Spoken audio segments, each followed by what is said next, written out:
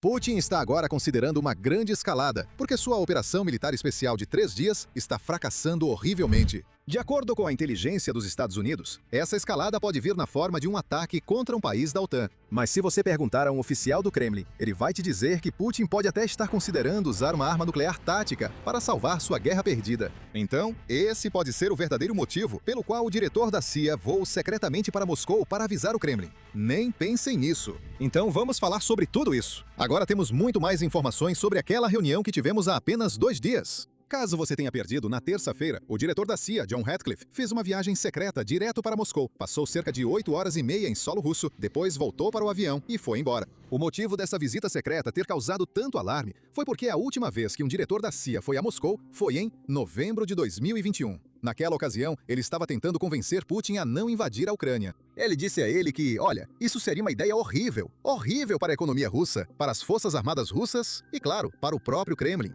Mas acho que todos nós sabemos o que aconteceu depois. Mesmo assim, aquela visita foi muito importante. Então, quando outro diretor da CIA vai direto à porta do Putin, todo mundo começa a prestar atenção. Agora, a especulação mais comum era que Putin está planejando um ataque contra a OTAN. E vamos falar dessa especulação porque o lado americano meio que confirmou muito mais informações do que você esperaria. Mas primeiro, vamos ver o que as próprias autoridades do Kremlin estão dizendo. Na verdade, temos uma entrevista rara em que pessoas próximas ao Kremlin conversam com a Bloomberg, um veículo de notícias americano, explicando exatamente o que Putin está pensando. Então eu realmente quero mostrar para vocês do que eles falam. De acordo com esse relatório, a Rússia está se preparando para intensificar os ataques à Ucrânia, após concluir que as negociações por um acordo de paz chegaram a um impasse. Isso é o que dizem 3 pessoas próximas ao Kremlin, que por algum motivo falaram anonimamente à Bloomberg.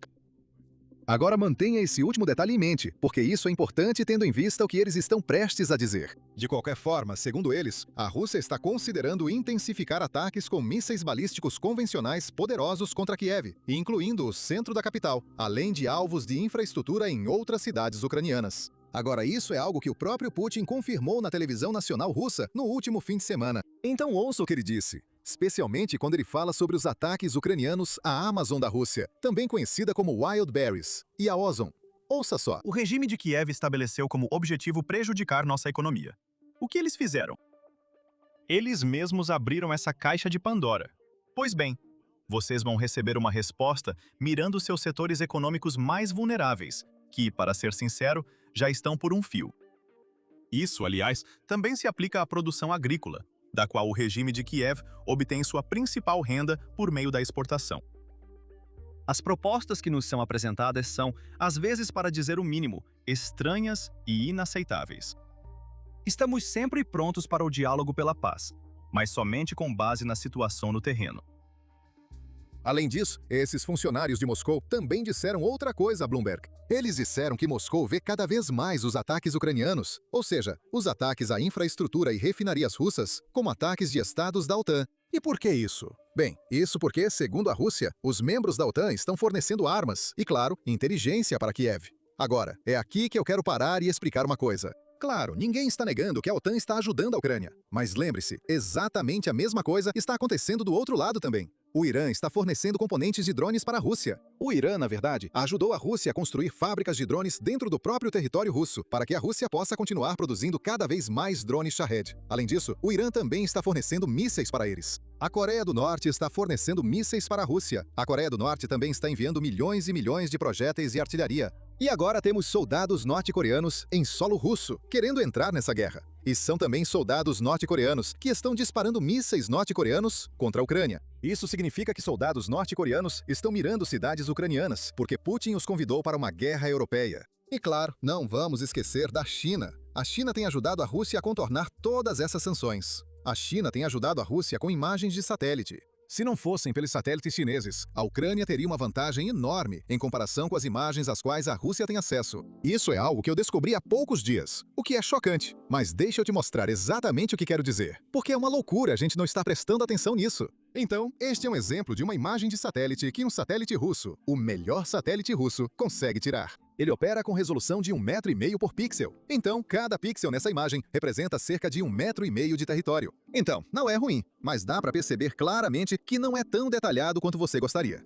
Agora, dê uma olhada nas imagens de satélite às quais a Ucrânia tem acesso, porque eles têm acesso a satélites americanos. satélites do governo americano, satélites de empresas privadas. E claro, eles também podem acessar todos os satélites europeus, sejam de empresas privadas ou satélites oficiais do governo. Isso significa que a Ucrânia tem uma grande vantagem. Então, os ucranianos podem ver essa imagem. Este é exatamente o mesmo local, só que capturado na resolução que um satélite americano consegue captar. Um satélite americano, o melhor deles, pode chegar a 30 centímetros por pixel. Você pode ver claramente o quanto isso é mais detalhado. Você pode literalmente contar os carros no estacionamento. E isso é meio importante. E deixe-me explicar por que isso é importante. Porque vamos supor que os ucranianos estejam monitorando algum esconderijo ou centro de comando dentro da Rússia, certo? Então, perto das linhas de frente, eles estão monitorando isso no território controlado pela Rússia. E eles veem um carro chegando lá.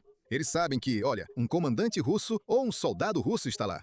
Que tal enviarmos um drone? É por isso que esse tipo de imagem de satélite é muito, muito útil. Teremos um vídeo futuro sobre isso. Então, inscreva-se no canal. Mas esse detalhe ajuda a Ucrânia basicamente a aumentar os alvos que eles conseguem atingir. Eles podem ser mais precisos. Eles podem ser mais rápidos. E falando em tempo, aliás, a Ucrânia agora tem acesso a uma imagem como essa em 15 minutos.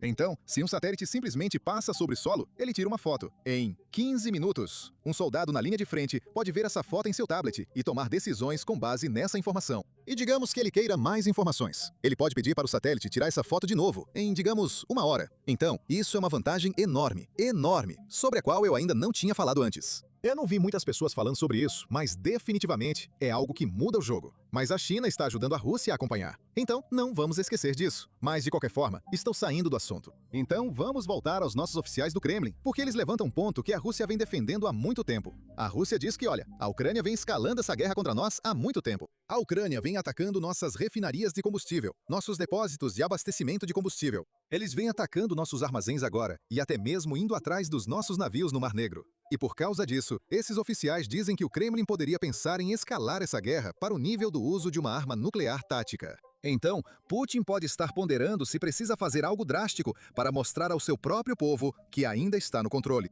Agora, é exatamente por isso que eu queria que vocês lembrassem daquele ponto importante no começo.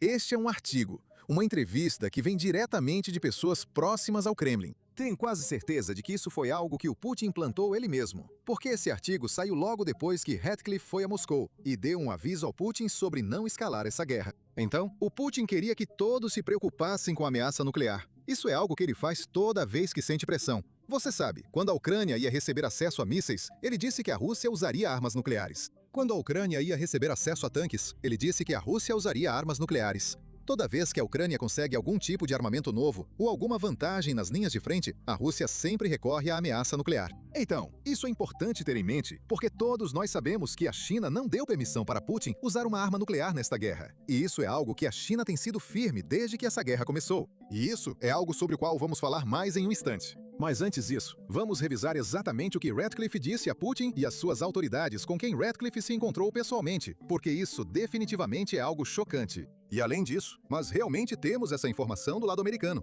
Então, temos essa informação de autoridades dos Estados Unidos que falaram com a mídia depois que Ratcliffe voltou. Agora, como vocês sabem, a Rússia não fica muito feliz com, vocês sabem, toda a verdade que vem à tona nessa guerra. É por isso que, recentemente, recebemos um relatório de que existe uma operação de influência russa tentando influenciar pessoas como você usando IA. Eles usam o ChatGPT para inventar histórias e depois querem que todos acreditem nessas histórias ou simplesmente não acreditem em mais nada. Veja, o objetivo da propaganda não é necessariamente fazer você acreditar no lado russo. Tipo, a Rússia não quer que você fique do lado russo. A Rússia só quer que você desista. A Rússia quer tornar as coisas tão complicadas que as pessoas simplesmente se cansam e param de acreditar em tudo. Esse é o objetivo principal. Mas, infelizmente, para o pequeno Vladimir, nós estamos aqui e queremos lutar exatamente contra isso. Queremos divulgar a verdade e combater a propaganda russa. Se você puder tirar apenas um segundo e nos ajudar nessa jornada clicando no botão de inscrever-se aqui embaixo, isso realmente faz diferença. Isso nos ajuda no algoritmo e significa que podemos alcançar mais pessoas. Agora vamos falar sobre o que exatamente as autoridades americanas estão dizendo sobre essa visita do Ratcliffe. Existem duas versões diferentes, e ambas podem ser verdadeiras, mas vamos analisá-las uma por uma. Primeiro temos um relatório do Wall Street Journal. Então, vamos ver o que esse relatório está dizendo. Segundo ele, a visita surpresa foi para entregar um aviso à Rússia: não ataquem países da OTAN.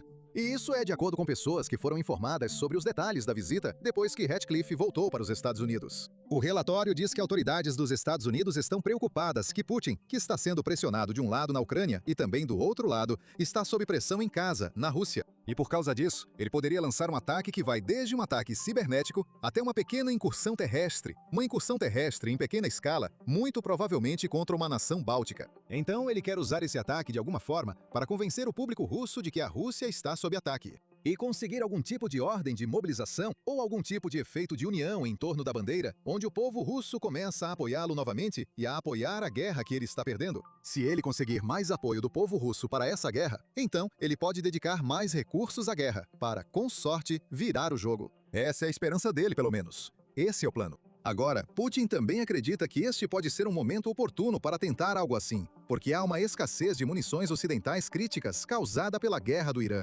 Então ele quer aproveitar essa oportunidade que surgiu. Agora, definitivamente algo que muita gente achou que era a resposta, era o motivo por trás da visita. Mas é importante lembrar que essa é apenas uma explicação.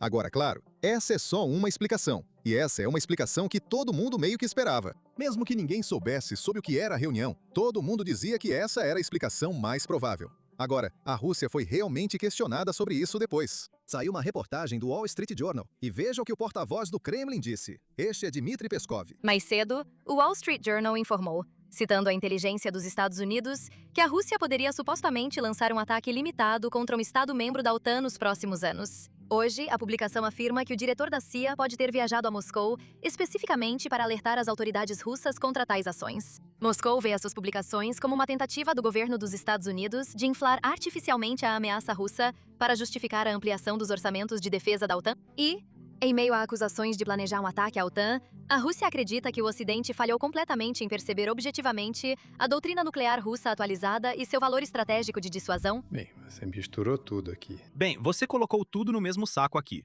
Muitas dessas histórias assustadoras estão sendo publicadas atualmente. Claro, isso não tem absolutamente nada a ver com a realidade, nem reflete as intenções da Federação Russa. A Federação Russa continua a operação militar especial. Embora preferisse atingir seus objetivos por meios pacíficos, mas na falta de oportunidade para isso, ela continua a operação militar especial para garantir sua segurança e interesses em meio ao conflito envolvendo a Ucrânia. Segurança e seus interesses no contexto do conflito em torno da Ucrânia.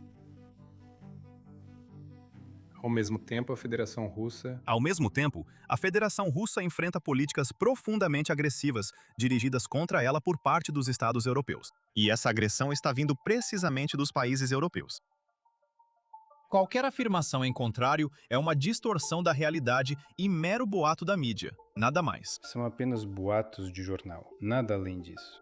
Agora, é claro, né? Ele vai negar. Mesmo que a Rússia quisesse fazer isso, o que, de novo, talvez exista uma chance de que eles não queiram, mas mesmo que quisessem, não é como se o Kremlin fosse sair por aí admitindo ou revelando seus planos. E esse é um ponto importante, porque foi exatamente isso que a Rússia fez antes de lançar a invasão de 2022. Veja esse exemplo. Essa foi a mensagem do embaixador russo, apenas 2 ou 4 dias antes de Putin lançar sua invasão. E a Rússia estava dizendo publicamente que não tinha planos de invadir a Ucrânia e que nunca faria isso. Então, mesmo que eles estejam prestes a fazer algo assim agora, é claro que não podemos esperar que o porta-voz russo simplesmente venha a público e admita isso. Mas lembre-se, essa foi apenas uma explicação. Existe outra explicação que saiu no New York Times. E essa também é interessante. Então, vamos dar uma olhada nessa. De acordo com esse relatório, o diretor da CIA foi a Moscou para compartilhar sua avaliação pessimista sobre o estado da guerra da Rússia contra a Ucrânia e para pedir à Rússia que pressionasse Putin a fechar um acordo. Basicamente dizendo, ei, negocie antes que sua situação militar e econômica piore ainda mais. Agora, isso é possível, mas realmente parece improvável. Isso porque esse é o tipo de mensagem que os Estados Unidos poderiam simplesmente ter enviado por e-mail. Sabe quando você ouve aquela piada? Ei, essa reunião poderia ter sido um e-mail? Acho que essa reunião poderia ter sido um e-mail. E é aqui que eu quero voltar ao que aconteceu em 2021, quando o então diretor da CIA, William Burns, foi a Moscou. E quando ele voltou, agora temos tanto tempo, né? Já se passaram uns 4 anos desde então. Ele já falou bastante sobre essa reunião. E um dos objetivos daquela reunião era avisar os oficiais russos e dizer ao Putin que, olha, nós sabemos que vocês têm esse plano. Mas sabemos que vocês estão, sabe, tipo, como é, concentrando tropas na fronteira para invadir a Ucrânia. E o objetivo era avisá-los que, olha, nós sabemos de todos esses planos. E ver como eles reagiriam. Ele queria ver como os oficiais russos reagem. Como Putin reage. Agora, infelizmente, ele nunca conseguiu realmente a reunião com Putin. E o mesmo aconteceu com Ratcliffe agora. Ele nunca conseguiu se encontrar com Putin. Ele só se encontrou com chefes de espionagem na Rússia. Então ele se encontrou, acho que com o chefe do FSB e com o chefe do SVR. O SVR é como a versão russa da CIA. Eles só operam no exterior. E o FSB é como a versão russa do FBI, mas não exatamente, porque o FSB também opera no exterior. É assim que o Putin mantém todo mundo sob controle, dando responsabilidades sobrepostas. Então, ninguém tem controle total e pode operar secretamente. Mas de qualquer forma, esse é um assunto para outro vídeo, sobre como Putin se mantém no poder. Mas de qualquer forma, o objetivo da reunião é contar à Rússia algo que eles estão planejando em segredo, e então julgar a reação. Tipo, como eles estão reagindo, certo? Foi isso que eles fizeram em 2021.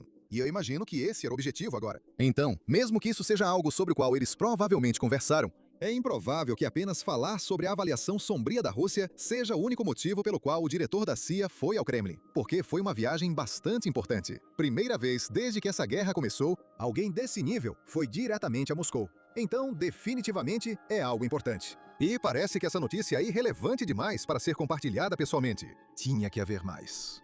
E outra parte da história que meio que não faz sentido é que, do ponto de vista de Putin, ele não se importa com o custo militar. Ele não se importa com o custo econômico. A única coisa com que ele se importa é que ele continue firme no poder. E eu imagino que depois da eleição que está para acontecer em setembro, ele provavelmente vai ter mais confiança de que tem um bom controle sobre o país e provavelmente vai escalar ainda mais. Não porque o povo russo realmente o apoie fortemente. Isso acontece porque ele simplesmente prende qualquer líder da oposição de quem tem medo. Simplesmente não há competição de verdade. Então, o partido dele provavelmente vai vencer com uma grande vantagem. E, novamente, isso não quer dizer que essa história não faça sentido. Só estou dizendo que essa não é a história completa. Tenho certeza de que Ratcliffe fala sobre as dificuldades da Rússia, certo? Isso é algo que o próprio diretor da CIA tem falado muito publicamente. Na verdade, no mês passado, ele compartilhou publicamente que um soldado russo sobrevive, em média, apenas 35 minutos na linha de frente. Esse é um dado absurdo. Ouça só. Nossas informações de inteligência.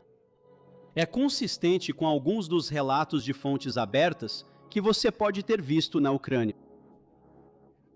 Então, a expectativa de vida média de um recruta russo agora, ao chegar ao campo de batalha na Ucrânia, é estimada entre 20 e 30 minutos. 20 e 30 minutos. E isso porque...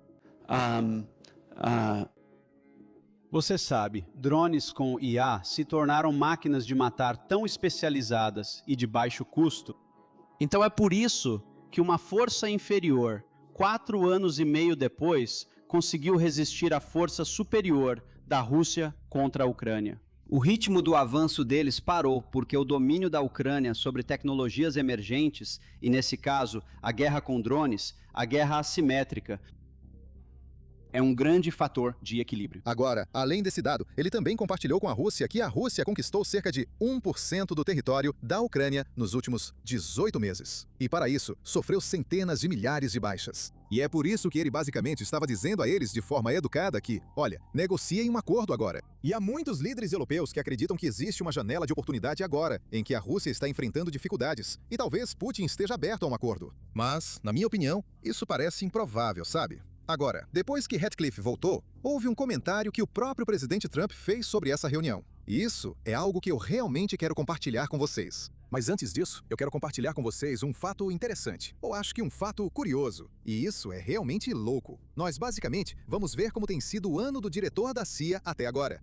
E toda vez que eu falo diretor, isso me lembra daquela série Lista Negra. Tenho certeza de que alguns de vocês já assistiram. Mas de qualquer forma, deixa eu mostrar pra vocês o ano que ele teve até agora nesse mundo maluco. Ou pelo menos nesse 2026 maluco. Então, em janeiro, assim que janeiro começou, acho que na primeira ou segunda semana, Ratcliffe foi pra Venezuela, tornando-se o primeiro membro do alto escalão do governo a visitar o país depois dos Estados Unidos. Operação que capturou o ditador russo Nicolás Maduro. E depois disso, em maio, ele viajou para Cuba, dando aos líderes cubanos uma avaliação sombria da economia cubana e basicamente dizendo a eles: olha, vocês provavelmente não vão sobreviver a isso por muito tempo. Então, talvez, que tal vocês desistirem da repressão política e largarem esse negócio de comunismo que vocês vêm fazendo? Agora, tem outra história engraçada aqui, aliás. Mesmo antes dos Estados Unidos, o bloqueio começar. Então, no ano passado, ou acho que há 2 anos, quando Cuba estava passando por um colapso na rede elétrica, eles pediram ajuda à China. E os oficiais cubanos, oficiais comunistas, foram à China para conversar com o Partido Comunista Chinês, o PCC, aliás. E sabe o que o PCC disse para eles? O PCC disse algo como: ei, que tal vocês tentarem um pouco de capitalismo? Para nós, está funcionando muito bem. Então talvez vocês devessem tentar também, e talvez consigam resolver todos os seus problemas. Não é meio engraçado ver o Partido Comunista Chinês dizendo ao Partido Comunista Cubano que talvez eles precisem adotar um pouco de capitalismo se quiserem que o país deles tenha sucesso? Mas, de qualquer forma, vamos voltar a falar de Ratcliffe. Depois que ele foi para a Venezuela, ele foi para Cuba, basicamente avisando todo mundo: ei, vocês não estão indo bem, que tal serem mais legais? E então ele foi para a Rússia e basicamente fez a mesma coisa. A economia russa não está indo bem. Que tal agir de forma um pouco mais civilizada? Mas, de qualquer forma, achei que foi um ano interessante. E quem sabe o que vai acontecer daqui para frente? Mas, de qualquer forma, vamos voltar a falar de Trump. Trump foi questionado sobre essa reunião e ouça a resposta dele. Eu interrompi por correio. Senhor, se você diz que é entregar um aviso à Rússia para não atacar território da OTAN. Bem, eu não quero comentar sobre isso, mas eles não vão atacar. Agora, vamos voltar àquele alerta nuclear que os oficiais do Kremlin deram a Bloomberg no início deste vídeo. Porque eu prometi a vocês, há uma lacuna nessa história. E essa lacuna é grande.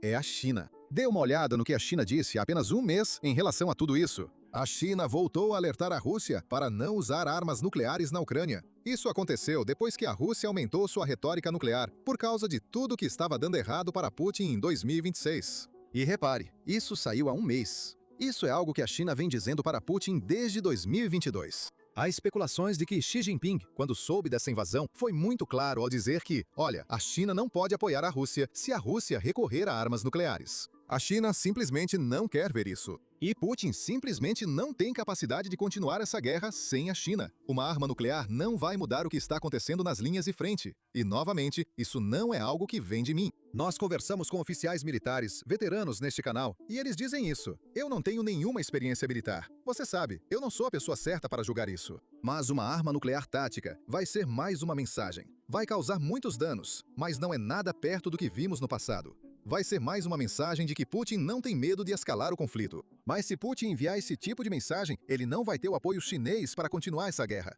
Ele não vai ter a ajuda da China para contornar as sanções. E isso significa que ele teria que parar essa guerra. E isso é algo que ele não quer. É por isso que ele usaria uma arma nuclear. Mas se ele usar, então vai perder o único país que tem mantido ele de pé todo esse tempo. Na verdade, a pressão chinesa é tão forte que agora, toda vez que Putin menciona armas nucleares, Zelensky faz um vídeo público pedindo para a China: ei, coloca seu garoto na linha. Só coloca seu garoto sob controle. É basicamente isso que ele diz. Ouça o que ele acabou de dizer em 24 de agosto. Acho que era o dia da independência da Ucrânia. Então, dá uma olhada. Quando alguém coloca um uniforme e um boné de marinheiro e pronunciando mal algumas palavras, fala sobre um ataque nuclear, a China precisa responder. Precisa esfriar o ânimo deles. A China precisa provar sua ambição de ser uma das líderes mundiais, não só economicamente e tecnologicamente, mas também como uma civilização. Deixando claro que nenhum ditador tem o direito de ameaçar o planeta com suas velhas ogivas nucleares.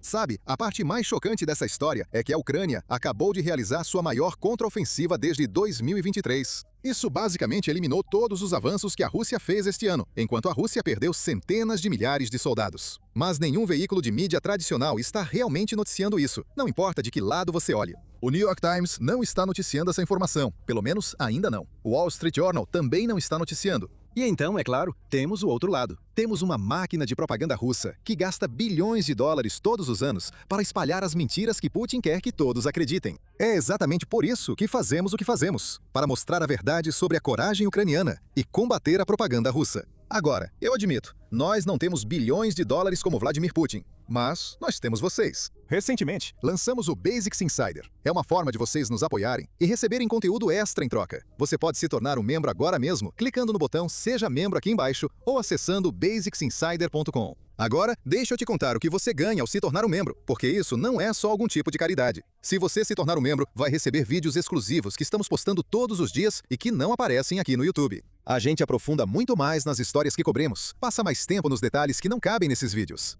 E claro, o melhor de tudo, trazemos veteranos militares experientes como Chuck Farr para analisar as imagens da linha de frente, explicar o que realmente está acontecendo e separar fatos de propaganda. É realmente a nossa cobertura estendida e sem censura para quem quer entender esses conflitos além das manchetes. E claro, sendo honesto, sua assinatura também nos ajuda muito. A realidade é que o algoritmo do YouTube muda constantemente. A receita de anúncios sobe em um dia e cai no outro. Os vídeos estão sendo recomendados essa semana e podem não ser recomendados na próxima, por causa de algo que dissemos. É por isso que construir uma comunidade de membros significa que podemos continuar produzindo conteúdo independente, sem depender totalmente de um algoritmo todo-poderoso. Então, se você gosta de análises mais aprofundadas e quer nos ajudar a continuar esse trabalho, pode se tornar um membro clicando no botão Seja Membro aqui embaixo ou acessando o Basics Insider. Adoraríamos ter você com a gente. E o melhor de tudo, aqui está um trecho do nosso vídeo exclusivo, onde Chuck Fa faz suas análises regulares. Dá uma conferida. Mas isso foi uma bela mira, cara. Um tiro só. Ele acertou aquilo. E esses são... Que tipo de drones são esses?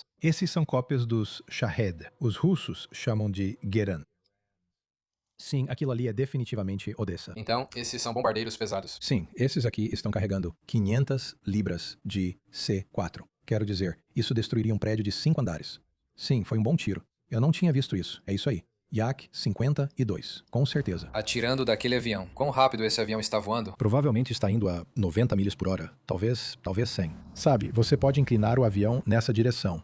Sabe, se eu fosse o piloto, eu diminuiria a velocidade. Eu só quero uma taxa de aproximação do avião com o alvo. Mas uma coisa que eu vou notar. O piloto, ficou a algumas centenas de jardas de distância, certo? Então isso me diz que ele entende qual é o raio da explosão. E ele sabe que o cara atrás pode fazer o disparo. Duas coisas legais aí. Então esses caras obviamente trabalham juntos. Isso foi na semana passada. A Rússia enviou um monte de blindados.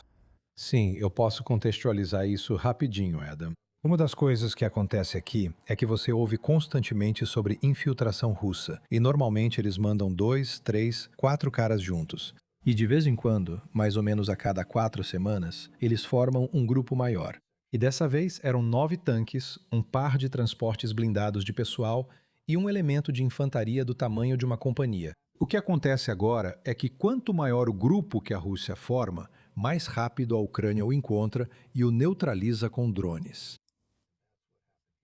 E foi isso que aconteceu aqui.